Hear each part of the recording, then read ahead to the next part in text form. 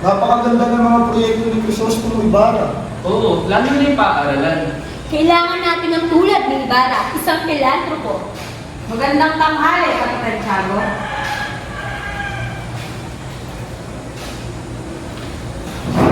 Mga kaibigan, darating mamayang ika-4 ng hapon ng Kapitan General at sa aming bahay siya manunuluyan.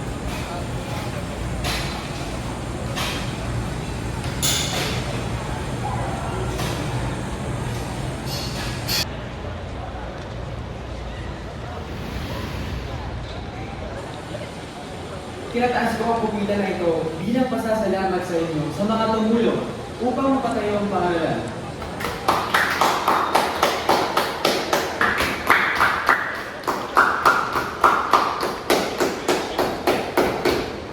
Yung pinag-uusapan ata ay, ituloy niyo lang ang mga binibini at pino. Magandang hapon po, Padre Damaso. Magandang tanghali po, Padre Damaso. Tapos lamang po namin itaas ang kupita bilang pasasalamat para sa mga tumulong upang maipatayo ang paaralan nito. Reverendo. Hindi ako nakakaintindi ng arkitektura, pero parang walang sinabi ang mga arkitekto kasama ang mga bobong tumulong para maipatayo ang paaralan nito.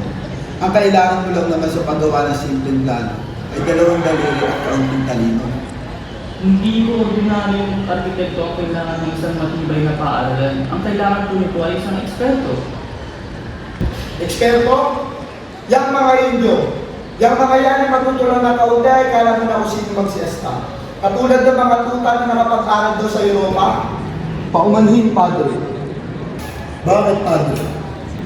Ngunit si Don Crisostomo Ibarra ay inahangaan ng ating opisyalis ng ating gobyerno para sa kanyang pagiging pilantropo. Ganun ba? Bakit? Maaaring ba ng langit na nagbabanang-banalan? Ang mga naluhan ng kauling patak ng purong dugong Espanyol?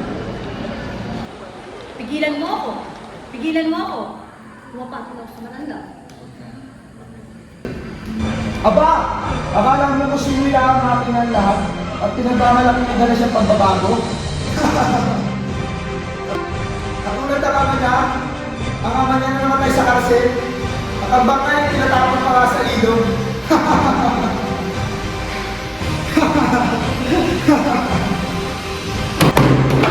Ang aking ama, Friday, ay bukasbalan sa mga taong nangangailangan. Huwag kayo lalapit kung ayaw madamay. Isang taong may respeto sa pobreng ano may kaya, si Don Rafael Ibarra at aking ama ay may dignidad at integridad na hindi kaya naman mawawasak kahit nilapastangan pa ang kanyang libingan at kanyang bangkay. At ikaw, Friday, minsan kinaibigan at nirespeto ng aking ama ang inyong referensya. At hindi ba bukas ang aming tahanan para sa lahat ng inyong pangangailangan? At anong ipapalit mong ganti? Ito, labas tangali ng kanyang pangalan at kanyang mga obra. Kaya ako pagod na sa pagtitindi sa'yo! Bahala na may kapal! Bakit mo naman? Kung katakas at lalo ka masasaktan, timping-timping na ako sa reverensya mong walang galang. Nakikita niyo ba? Pumunta siya rito ngayon upang pumukha sa atin. Na ang tama ang ginawa niyo pambabastos sa pagtaksil sa ating ama. Kaya tama na! Pakiusap po.